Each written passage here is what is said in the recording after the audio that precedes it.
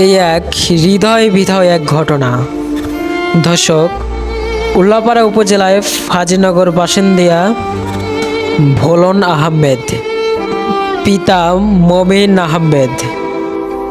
ভোলন আহমেদ মাছ ধরে বাড়ি ফেরার পথে আখ ক্ষেতের পাশ দিয়ে আসতেছিল, কিন্তু আখ ক্ষেতের মালিক শিয়াল মারার জন্য ফাঁদ পেতেছিল ইলেকট্রনিক তার দিয়ে। পেতে রাখা সেই ফাঁদেই আটকে গিয়েল ভোলন আহমেদ।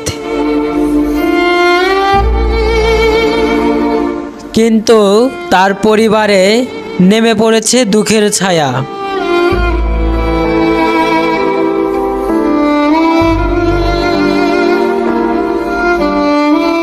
আখ খেতে সেই মরণ ফাঁদ যেন মানুষকেই জড়িয়ে ধরছে।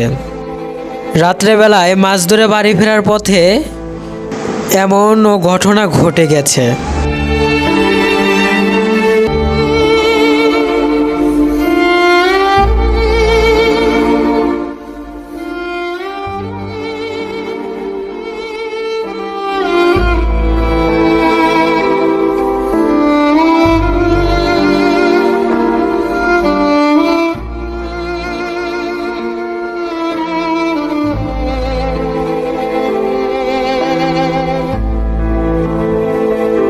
Desk report, news 27।